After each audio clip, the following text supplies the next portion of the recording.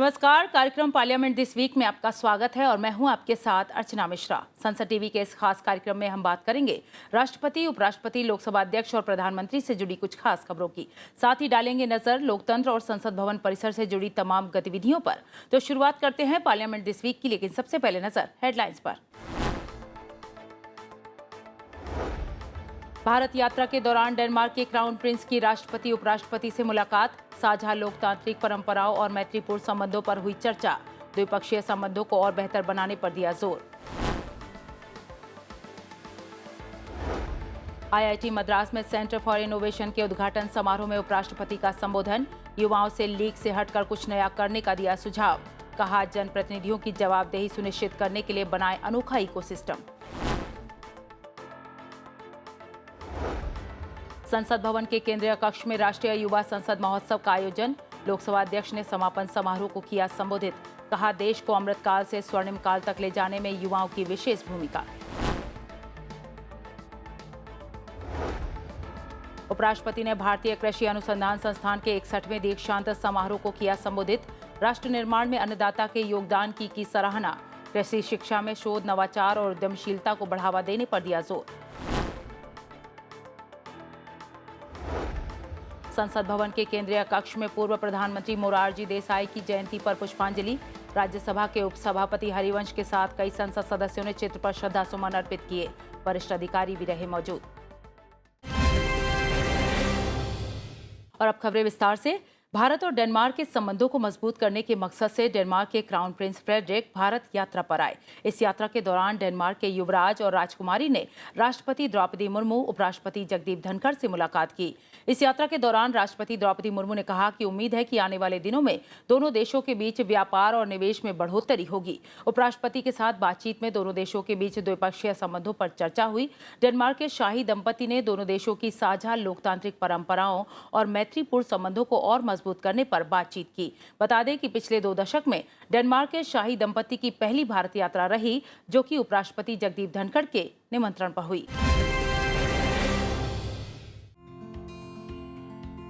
Denmark के युवराज Frederick और राजकुमारी Mary ने राष्ट्रपति भवन में राष्ट्रपति द्रौपदी मुर्मू से मुलाकात की।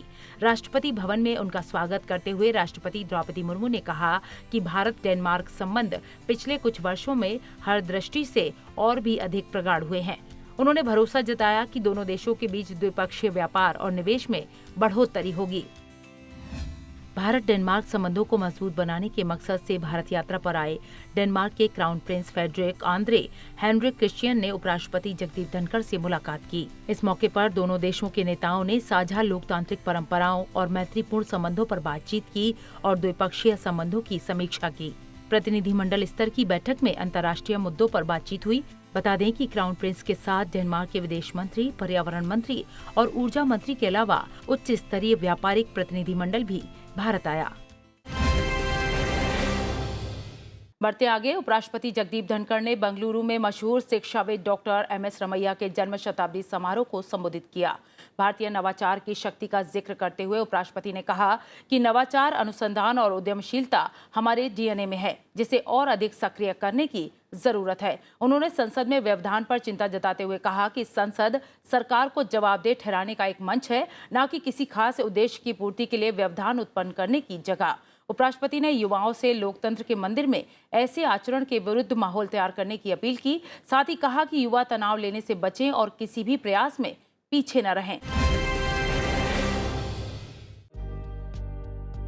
उपराष्ट्रपति जगदीप धनखड़ ने बेंगलुरु में गोकुल एजुकेशन फाउंडेशन के संस्थापक मशहूर शिक्षाविद डॉक्टर एमएस रमैया के जन्म शताब्दी समारोह को संबोधित किया।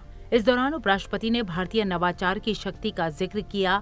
साथ ही कहा कि हमें अपनी ऐतिहासिक उपलब्धियों पर गर्व होना चाहिए, जिसकी दुनिया सराहना कर रही है। Our great institutions are now flourishing. One is here. But if we peep in the past,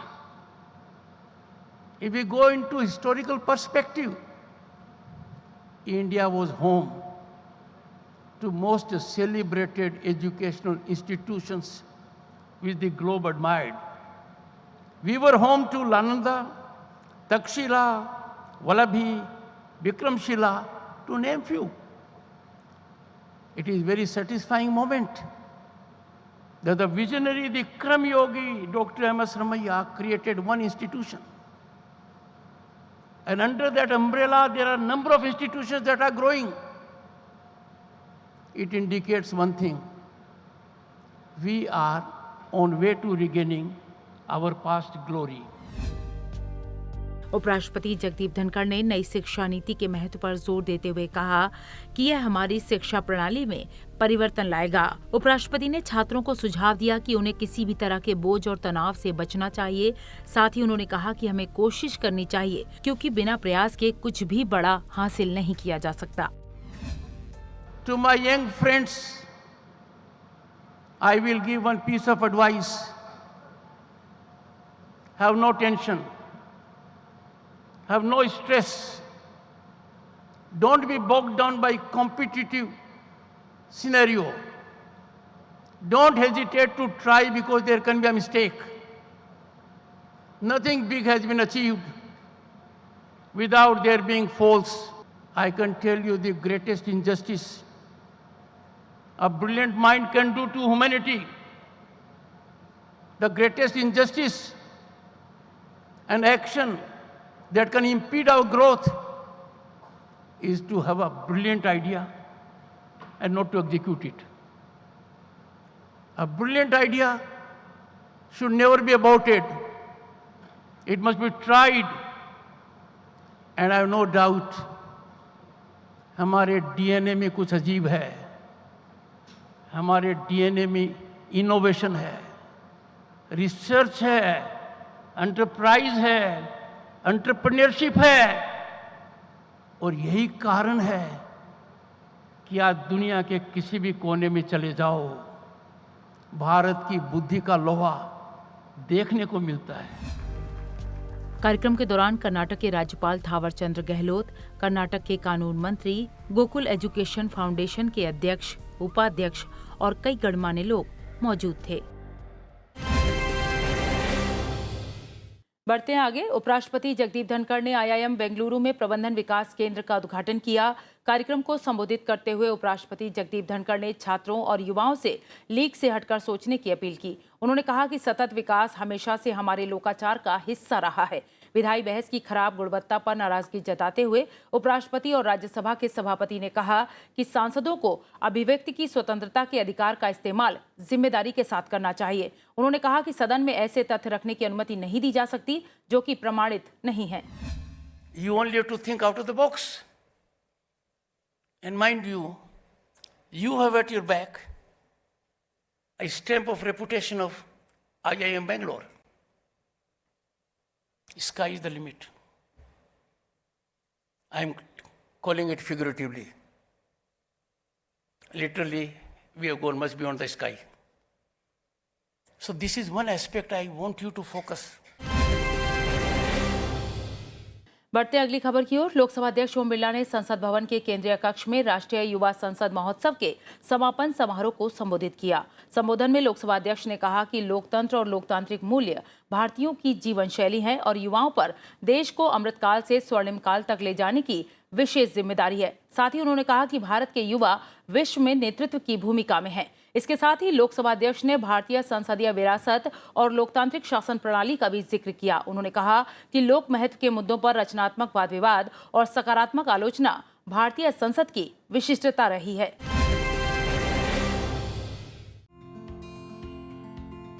Lok Sabha अध्यक्ष ओम बिरला ने संसद भवन के केंद्रीय कक्ष में आयोजित राष्ट्रीय युवा संसद महोत्सव के समापन समारोह को संबोधित किया। लोकसभा अध्यक्ष ने कहा कि भारत में प्राचीन काल से ही लोकतांत्रिक मूल्य, सिद्धांत और संस्थाएं मौजूद रही हैं, जो समय की जरूरत के अनुसार विकसित होती रही हैं।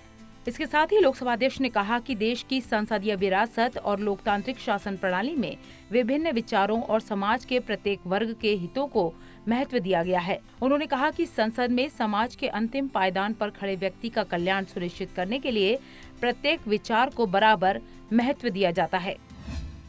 लोकतंत्र हमारे आजादी के बाद का लोकतंत्र नहीं, लोकतंत्र हमारे जीवन में, हमारी कार्य प्रणाली में, हमारे व्यवहार में कई काल से वैदिक काल से लेकर महाभारत के काल से लेकर और बुद्ध के कार्य का इतिहास हम देखते हैं। सभाएं, संसदें और किस तरीके से उस समय भी सामूहिकता के साथ निर्णय लेना और उस निर्णय को बिना कानून के उस समाज को मानना, यह हमारे लोकतंत्र की प्रक्रिया रही है।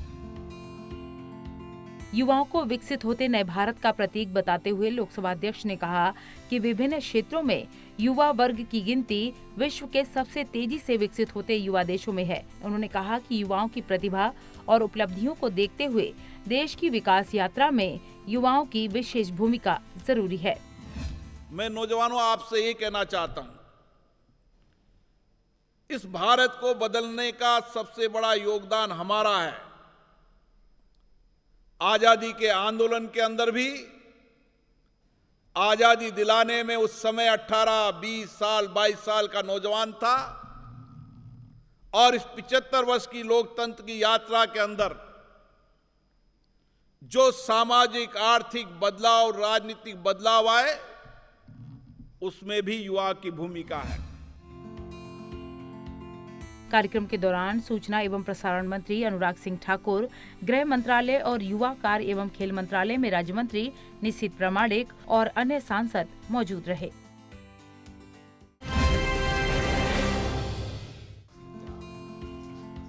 लोकसभा अध्यक्ष ओम बिरला ने संसद भवन परिसर में राष्ट्रीय रक्षा महाविद्यालय के 63वें पाठ्यक्रम के सदस्यों को संबोधित किया।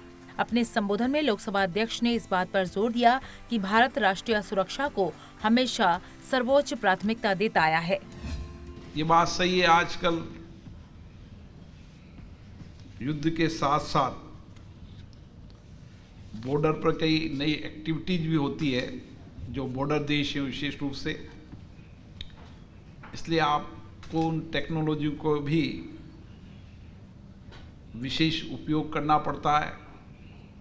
केवल वार, युद्ध नहीं, आजकल drug, money laundering, cyber warfare, ऐसी कई सारी चुनौतियां हैं। उन चुनौतियों से निपटने के लिए भी हमें आधुनिक नवाचार को अपनाना पड़ता है और ये आपके प्रशिक्षण का एक महत्वपूर्ण हिस्सा है। भारत ने एक सशक्त सेना तैयार की है पिछली बार कई लंबे अनुभव से, और रक्षा क्षेत्र के अंदर भारत आत्मनिर्भर है। हमारी एक मजबूत नींव है। हमारे अधिकारी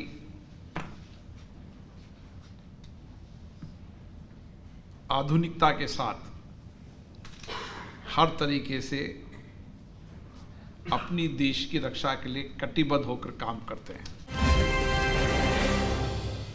उपराष्ट्रपति जगदीप धनखड़ ने आईआईटी मद्रास में सेंटर फॉर इनोवेशन यानी नवाचार केंद्र का उद्घाटन किया। इस मौके पर उन्होंने आईआईटी मद्रास में छात्रों को संबोधित किया। उन्होंने कहा कि संस्थाएं पूर्व छात्रों की ख्याति, योगदान और सहयोग से आगे बढ़ती हैं। इसीलिए उपराष्ट्रपति ने देश के सभी संस्थानों में पूर्व छात्रों का तंत्र विकसित किए जाने की जरूरत बताई।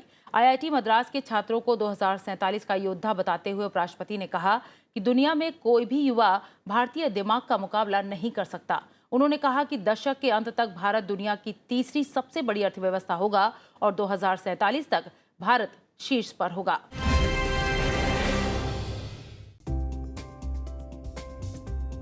उपराष्ट्रपति जगदीप धनखड़ ने आईआईटी मद्रास में सेंटर फॉर इनोवेशन यानी नवाचार केंद्र का उद्घाटन किया।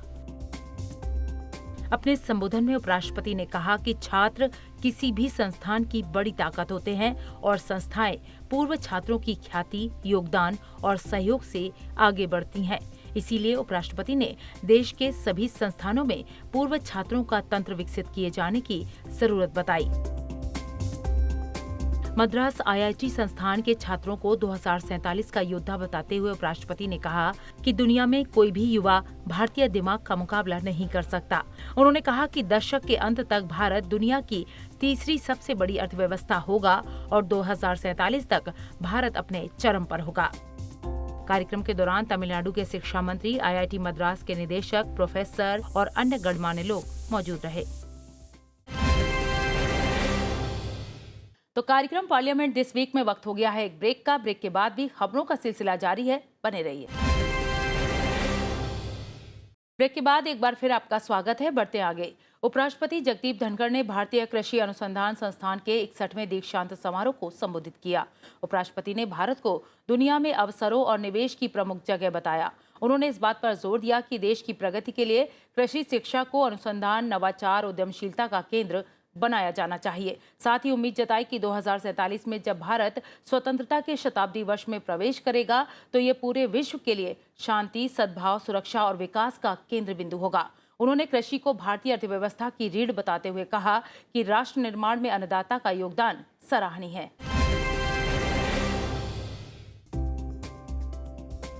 उपराष्ट्रपति जगदीप धनखड़ ने दिल्ली में भारतीय कृषि अनुसंधान संस्थान के 61वें दीक्षांत समारोह को संबोधित किया।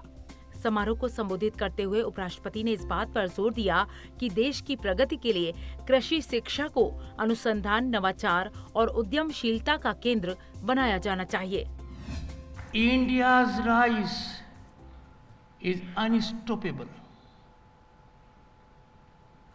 जो भी मापदंड करते हैं और मापदंड के एलिमेंट्स हैं, we are the most hot favorite destination of opportunity and investment. पर सबसे महत्वपूर्ण एक ऐसा इकोसिस्टम डेवलप हो गया है,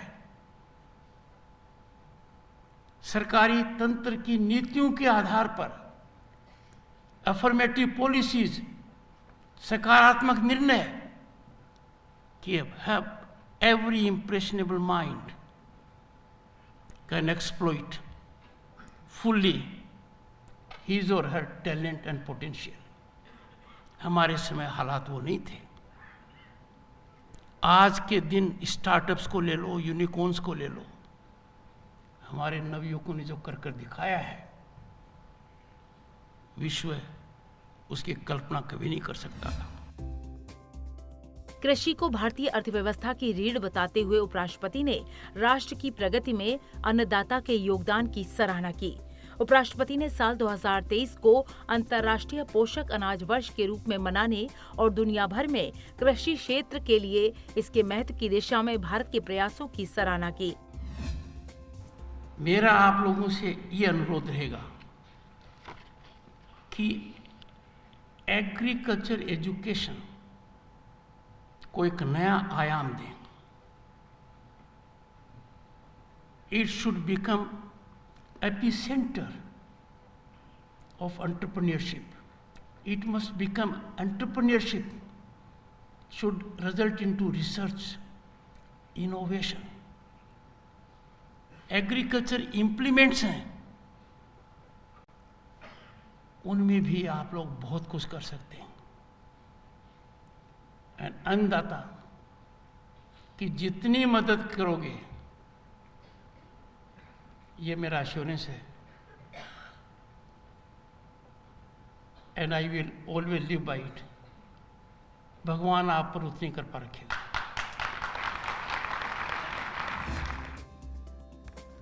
दीक्षांत समारोह के दौरान उपराष्ट्रपति जगदीप धनखड़ ने ICAR, IARI के मेधावी छात्रों को मेरिट मेडल और पुरस्कार प्रदान किए।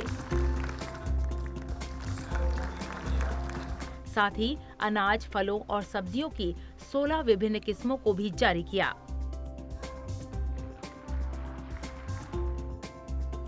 समारोह के दौरान केंद्रीय कृषि एवं किसान कल्याण मंत्री नरेंद्र सिंह तोमर, कृषि राज्य मंत्री कैलाश चौधरी, भारतीय कृषि अनुसंधान संस्थान के वरिष्ठ अधिकारी, वैज्ञानिक और कई गणमान्य लोग मौजूद थे। बढ़ते हैं अगली खबर की ओर।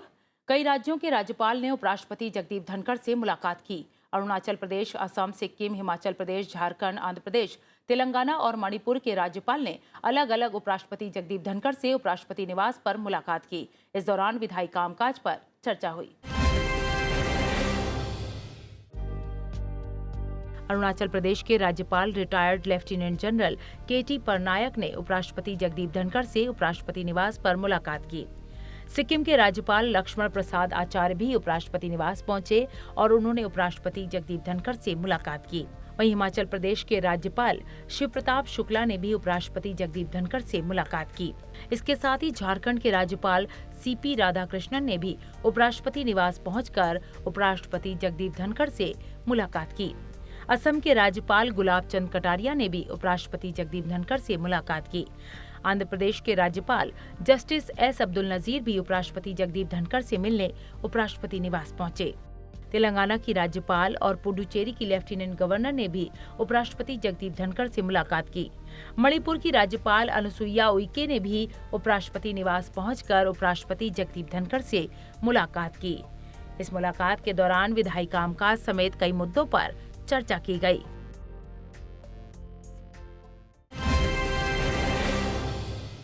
बढ़ते हैं अगली खबर की ओर। लोकसभा अध्यक्ष ओम बिरला ने सिलीगुड़ी में इंडिया एट G20 के तहत उत्तर बंगाल के 9 जिलों के छात्रों को संबोधित किया। उन्होंने कहा कि भारत वसुधैव कुटुंबकम की भावना से काम कर रहा है और आजादी के अमृतकाल में भारत का G20 की अध्यक्षता करना गर्व की बात है। लोकसभा अध्यक्ष ने कार्यक्रम के थीम पर्यटन को लेकर कहा कि भारत अपनी सांस्कृतिक और भौगोलिक विशेषताओं के कारण पूरी दुनिया में प्रसिद्ध है और पर्यटन के विकास से देश की अर्थव्यवस्था को बल मिलेगा। उन्होंने कहा कि नौजवानों के विचारों में ऊर्जा, नई सोच, साहस और सामर्थ्य है जो कि समाज को नई दिशा दे सकता है।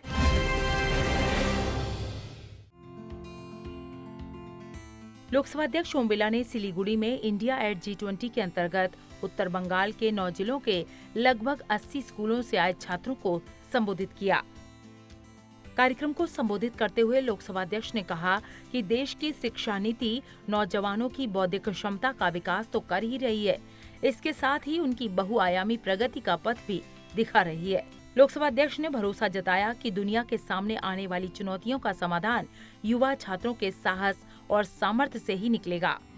जो हमारी ये पीढ़ी है, इन नौजवानों में आत्मविश्वास है, काम करने का जुनून है, उनकी बौद्धिक क्षमता, आध्यात्मिक ज्ञान इस भारत को तो प्रगति की ओर ले जा रहे हैं। पूरे विश्व के अंदर आने वाले समय के अंदर उन देशों के सामाजिक, आर्थिक और आध्यात्मिक जीवन के परिवर्तन में भी इन नौजवान विद्यार्थियों का बहुत बड़ा योगदान रहेगा। लोकसभा अध्यक्ष ओम बिरला ने कहा कि आजादी के अमृतकाल में भारत द्वारा G20 की अध्यक्षता गर्व का विषय है और यह समारोह इसी की एक अहम कड़ी है। G20 देशों में दुनिया की 60% आबादी, वैश्विक GDP का 85% और वैश्विक व्यापार का 75% शामिल है। उन्होंने कहा कि भारत को G20 की अध्यक्षता मिलना इस बात को दर्शाता है कि वैश्विक मंच पर भारत का महत्व बढ़ा है और भारत वैश्विक शक्ति बनकर उभर रहा है। मुझे खुशी है कि मेरे जो नौजवान विद्यार्थी बैठे हैं वह भी G20 के साथ जुड़े हुए हैं और G20 के साथ जुड़ने के साथ जो भारत की प्रगति है, खुशहाली है, समृद्धि है, उसको लाने में हमारे नौजवानों का बहुत बड़ा योगदान है। मेरे सामने जो भावी पीढ़ी बैठी हुई है, जिनमें नई इनोवेशन, नया चिंतन, नई सोच के साथ भारत को विकसित भारत बनाने का संकल्प है और यही पीढ़ी के कारण आने वाले समय में भारत दुनिया का नेतृत्व करेगा।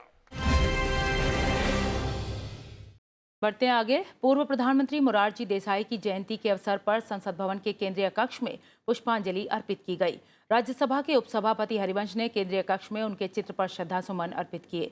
इस मौके पर संसद सदस्यों के साथ राज्यसभा के महासचिव पीसी मोदी ने भी पुष्प अर्पित कर उन्हें याद किया। प्रधानमंत्री नरेंद्र मोदी ने ट्वीट के जरिए पूर्व प्रधानमंत्री मोरारजी देसाई को श्रद्धांजलि अर्पित कर याद किया। प्रधानमंत्री ने कहा कि स्वतंत्रता संग्राम में उनका योगदान अनुकरणीय है।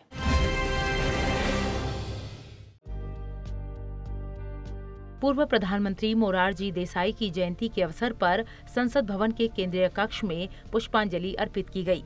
राज्यसभा के उपसभापति हरिवंश ने केंद्रीय कक्ष में उनके चित्र पर श्रद्धासुमन अर्पित किए। इस मौके पर कई संसद सदस्यों के साथ राज्यसभा के महासचिव पीसी मोदी ने भी पुष्पांजलि अर्पित की।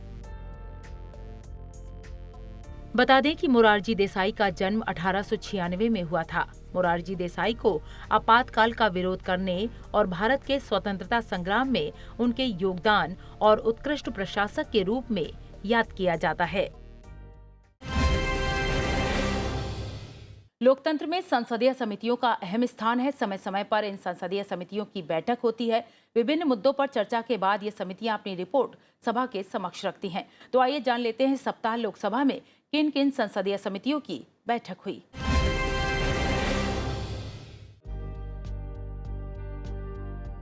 लोकसभा में संसदीय समितियों की बैठकों पर नजर डालें तो 24 फरवरी 2023 को रक्षा संबंधी समिति की बैठक हुई। 24 फरवरी को ही ऊर्जा संबंधी समिति की बैठक संपन्न हुई। 27 फरवरी 2023 को खाद्य नागरिक आपूर्ति और सार्वजनिक वितरण संबंधी समिति की बैठक हुई। कोयला खनन और इस्पात संबंधी समिति की बैठक भी 27 फरवरी को ही हुई। 27 फरवरी 2023 को ही अधीनस्थ विधान संबंधी समिति की बैठक हुई। इसके साथ ही बहुराज्य सहकारी सोसाइटी संशोधन विधेयक 2022 संबंधी संयुक्त समिति की बैठक भी 27 फरवरी 2023 को ही संपन्न हुई। 28 फरवरी 2023 को वित्त संबंधी समिति की बैठक हुई। कोयला खनन और इस्पात संबंधी समिति की बैठक भी 28 फरवरी 2023 को हुई। इसके साथ ही पेट्रोलियम और प्राकृतिक गैस संबंधी समिति की बैठक भी 28 फरवरी 2023 को ही संपन्न हुई। 1 मार्च 2023 को वित्त संबंधी समिति की बैठक हुई। इसके साथ ही 2 मार्च 2023 को सरकारी उपक्रमों संबंधी समिति की बैठक संपन्न हुई। तो कार्यक्रम पार्लियामेंट दिस वीक में इतना ही, लेकिन जाने से पहले एक जरूरी बात, आप इस कार्यक्रम को संसद टीवी के YouTube चैनल पर भी देख सकते हैं। हमें आपके फीडबैक का इंतजार रहेगा। अगले हफ्ते फिर मिलेंगे लोकतंत्र और संसद से जुड़ी अहम खबरों के साथ। तब तक के लिए मुझे दीजिए इजाजत। नमस्कार।